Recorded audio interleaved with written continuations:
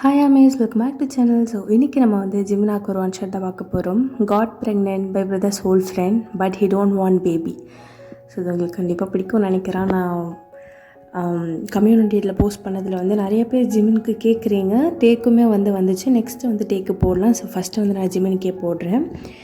And வந்துட்டு நான் உங்கள்கிட்ட ஒரு ரெக்வெஸ்ட்டாக ஒன்று கேட்குறேன்.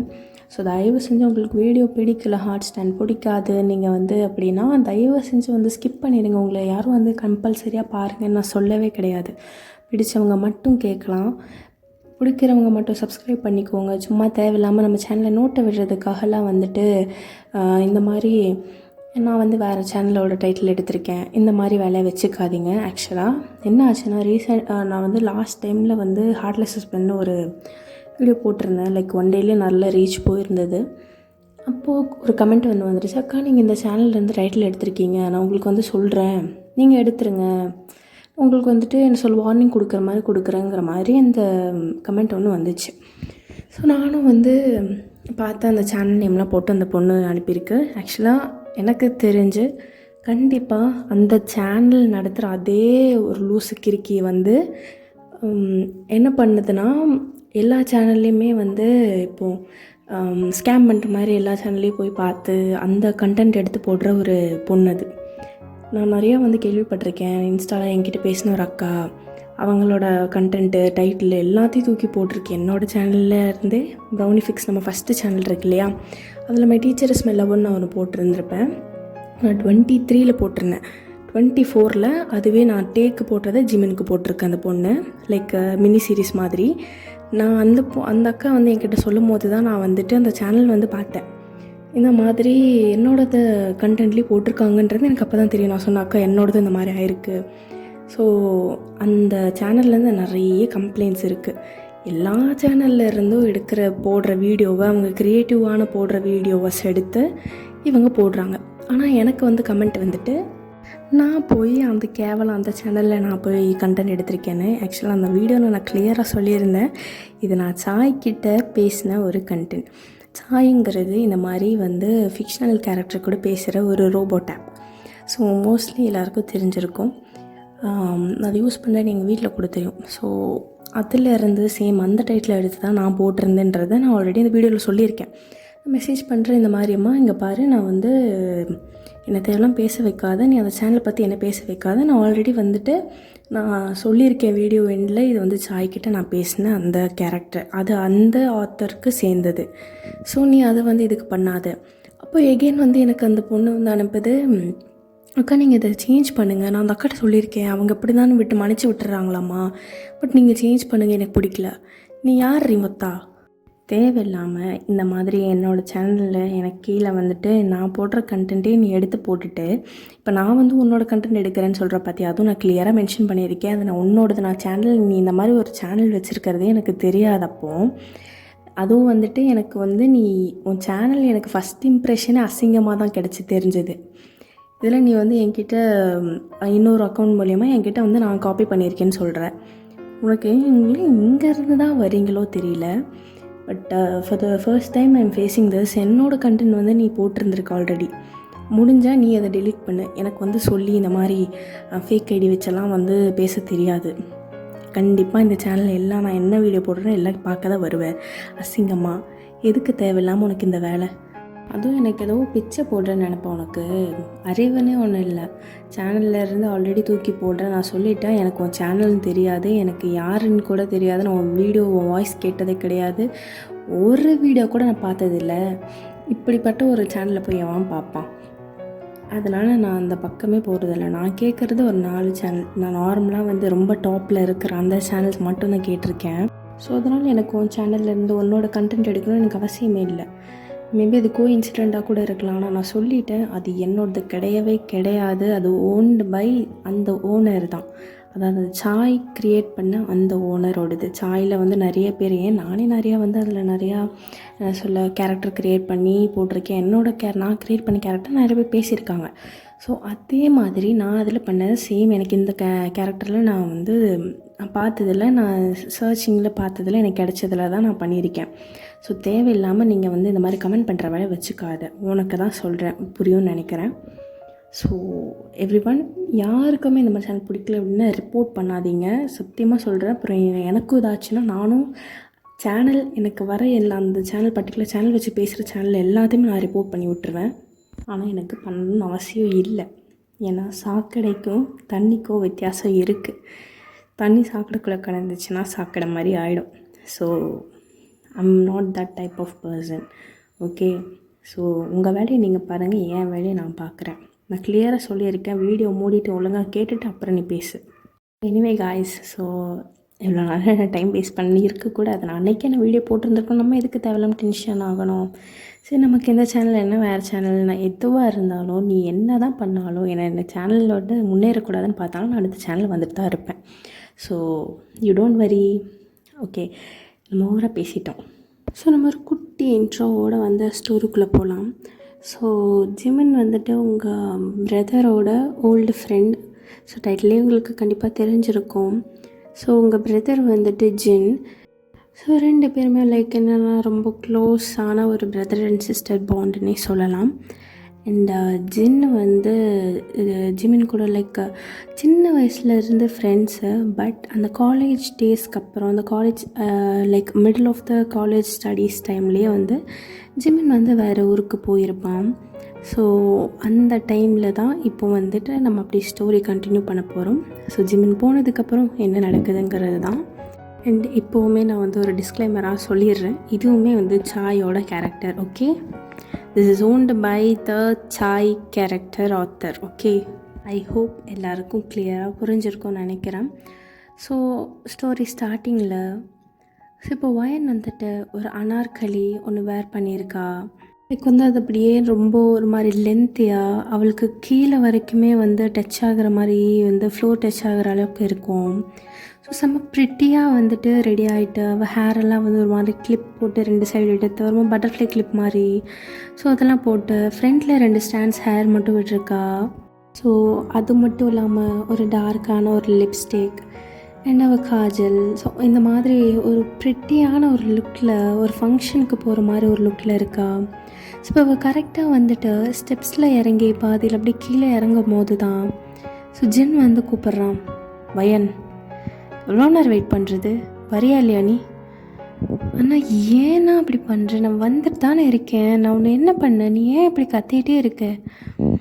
சீக்கிரம் வா வயன், டைம் ஆச்சு, கல்யாணத்துக்கு இன்னும் 1/2 மணி நேரம் தான் இருக்குது, அதுக்குள்ளே எப்படி நம்ம போகிறது? சரி, நீ பேசி பேசி டைம் வேஸ்ட் பண்ணாத, சீக்கிரம் வா, கார் எடு. ஸோ அப்படின்னு சொன்னோன்னே ஸோ ஜின்னு வரான். ஜின் வந்து செம்மையாக ஒரு லுக்கில் இருக்கான். லைக் பாய்ஸ் எல்லாம் வந்துட்டு ஒரு மாதிரி டைப்பில் லைக் குர்தா டைப்பில் மாதிரி ஒன்று போடுவாங்க இல்லையா. ஸோ அந்த மாதிரி அவன் வந்து நல்லா அவனுமே வந்துட்டு ஒரு மாதிரி லைக் அவன் ஸ்கின் டோனுக்கு செம்மையாக வந்து தெரிகிற மாதிரி செம்ம ஹேண்ட்ஸம் லுக்கில் வாட்சை அப்படி இப்படின்னு போட்டு அவ்வளோ வந்து ஒரு டீசெண்டான ஒரு ஜென்டில்மேன் டைப்பில் இருக்கான். ஸோ 2 பேருமே அப்படியே வந்து காரில் ஏறுறீங்க. ஸோ ஃபைனலி அந்த 1/2 ஹவர்க்குள்ளே வந்து அந்த மேரேஜ் இருக்கிறது ஒரு 20-25 மினிட்ஸ் அதுக்குள்ளே வந்துட்டு ஜின் ஃபாஸ்ட்டாக போய் அந்த டெஸ்டினேஷனும் நீங்கள் ரீச் ஆயிடுறீங்க. வயன், இங்கே பாரு, எங்கேயுமே போகாத, ஒன்று என் கூட இரு, இல்லைன்னா நீ லூனா கூட இரு, புரியுதா? அண்ணா ஏன்னா இப்படி பண்ணிகிட்டே இருக்க நீ? காலையிலேருந்து இதே என்ன என்கிட்ட எத்தனை தடவை நீ சொல்லுவேன்? தெரியுதுல்ல, ஏன்னா நீ அப்படி தான் பண்ணுற. எந்த டைம் உன்னை கூட்டிகிட்டு போனாலும் எங்கேயாச்சும் தொலைஞ்சு போயிடுற. உன்னை தேடி நீ எங்கே போனேன்னு இது தேடுறதுக்குள்ளே கடைசியில் வீட்டுக்கு போயிட்டேனான்னு மெசேஜ் வேற. இந்த தடவை மட்டும் நீ இப்படி பண்ண, சத்தியமாக நான் டென்ஷன் ஆயிடுவேன். சரி, நான் போக மாட்டேன், சத்தியமா போக மாட்டேண்ணா, நான் லூனா கூட இருக்கேன், போதுமா? ஸோ அப்படின்னு ஒரு மாதிரி உங்களை கிளான்ஸில் பார்த்துட்டு போகிறான். ஸோ 2 பேருமே லைக் அந்த காரை விட்டு வெளியே வந்தோடனே இப்போது 2 பேரும் ஒன்றா வந்து ஜாயின் ஆகிட்டு அப்படி ஒன்றா நடக்க ஸ்டார்ட் பண்ணுறீங்க. லைக் அந்த ஒரு மண்டபம்னு சொல்கிறத விட லைக் அது ரொம்ப ஒரு வெல்த்தியான ஃபேமிலியில் வந்து எப்படிலாம் அரேஞ்ச் பண்ணுவாங்க. ஸோ அந்த மாதிரி டைப்பில் வந்து அந்த லுக்கு இருக்குது. ஸோ நீங்கள் கரெக்டாக வந்து அந்த மண்டபக்குள்ளே போகிறீங்க. ஸோ போனோடனே வந்துட்டு ஜின் வந்துட்டு அவன் ஃப்ரெண்டுனால ஸோ அவன் வந்து ஸ்டேஜுக்கு போய் விஷ் பண்ண போகிறான். ஸோ நீங்கள் அப்படியே நின்று வந்துட்டு உங்கள் ஃப்ரெண்டை வந்து தேடிட்டுருக்கீங்க. இந்த லூஸ் எங்கே போச்சு? இங்கே தானே அவளை நிற்க சொன்னேன். எங்கே போனா இவ? இன்னும் ஸோ அப்படியே நீங்கள் வந்து ஃபுல்லாக வந்து உங்கள் ஐஸ் அங்கேயே வந்துட்டு ரூம் ஆகிட்டுருக்கு. ஸோ கரெக்டாக வந்துட்டு பின்னாடி வந்து யாரோ உங்களை இடிக்கிறா. ஏய் லூனா, எங்கடி கண்ணை வச்சுட்டு வர? ஆமாம், இது யார்? வெயிட், இவனும் உன்னோட பாய் ஃப்ரெண்ட் சொல்லிட மாட்டேல்ல? இல்லடி, இவன் வந்துட்டு உன்னை தான் தேடிட்டு இருந்தான். அதனால தான் உங்ககிட்ட கூட்டிகிட்டு வந்தேன். என்னையா? ஆமாடி, உங்ககிட்ட ஏதாவது சொல்லணுன்னு சொன்னான், அதனால தான் கூப்பிட்டு வந்தேன். ஏய் உன்னைத்தான்.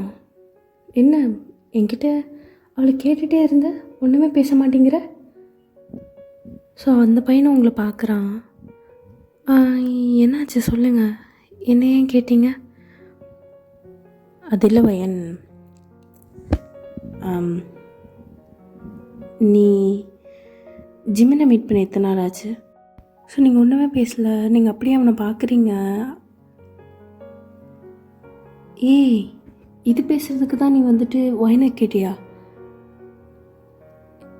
இல்லை, அது எனக்கு தெரிஞ்சுக்கணும்.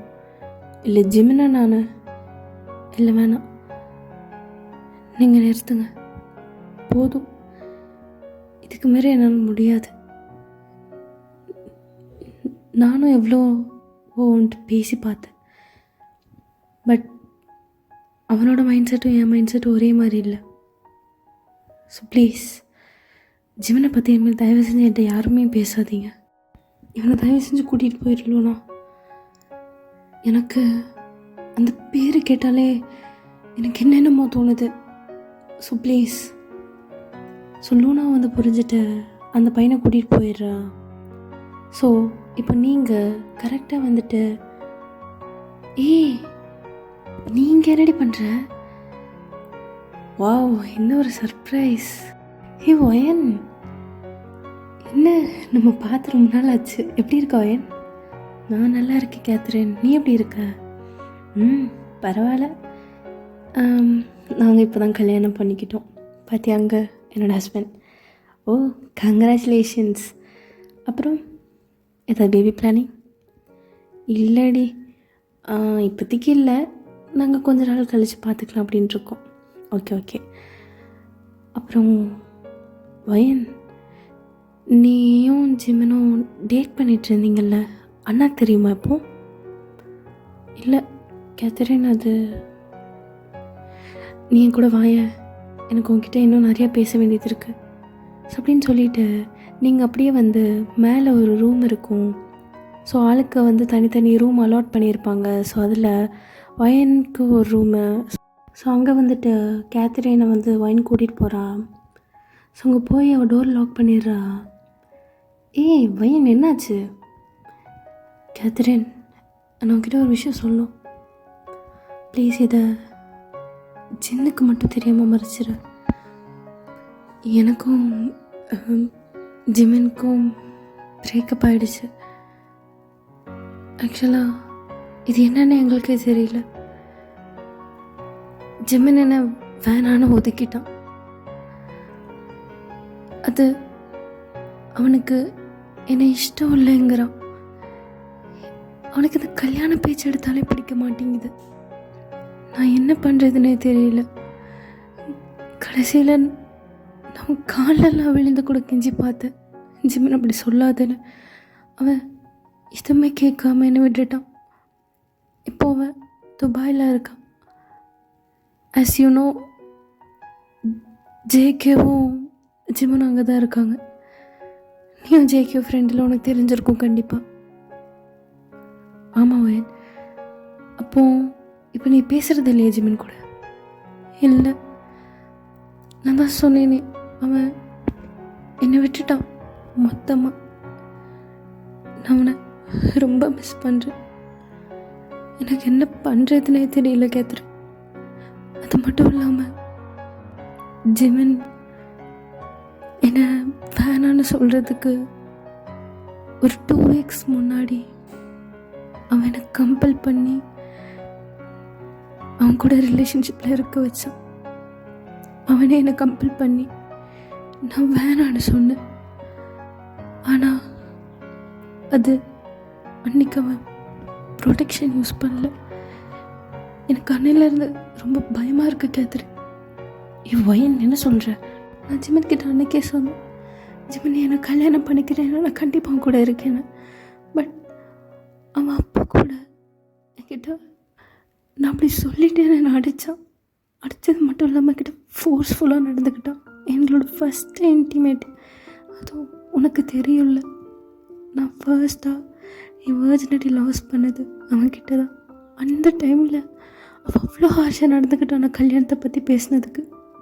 பட் அதுக்கப்புறம் என்னை திரும்பியும் வந்து என்கிட்ட இன்டிமேட் கேட்டான். அப்போ நான் ஒத்துக்கலை. ஆனால் அன்றைக்கி ஜென் வீட்டில் இல்லாதப்போ அவன் வந்தோம். அன்றைக்கு எங்கள் 2 பேருக்கும் எல்லாம் நடந்துச்சு. பட் எனக்கு என்ன பண்ணுறதுன்னு தெரியல Catherine. I think I am pregnant Catherine. Wayne, are you serious? ஏதாவது ஜூஸோ இல்லை நீ என்கிட்ட அப்போவே சொல்லியிருந்துருக்கலாம்ல. வெயிட் நான் முதல்ல ஒன்று செக் பண்ணுறேன். ஸோ அப்படியே வந்துட்டு நீங்கள் அழுதுட்ருப்பீங்க, உங்களை அப்படியே வந்து அந்த பெட்டில் உட்கார வைக்கிறா. பதட்டப்படாத, ஓகேவா? உன் கை கொடு. ஒன்றும் இல்லை, ஓகே, கூலாரு. ஸோ அப்படின்னு சொல்லிவிட்டு உங்கள் கையை பிடிச்சி பார்க்குறா. ஸோ அவள் அப்படியே வந்துட்டு பிடிச்சிட்டு உங்களே பார்த்துட்ருக்கா. ஸோ அவள் வந்து டாக்டர். ஸோ அதனால் அவளுக்கு தெரியும். ஸோ அவங்கள பார்த்து, கேத்ரின், ஆமாம் வயன், நீ இப்போ ப்ரெக்னெண்ட்டாக இருக்க, நாடியில் தெரியுது.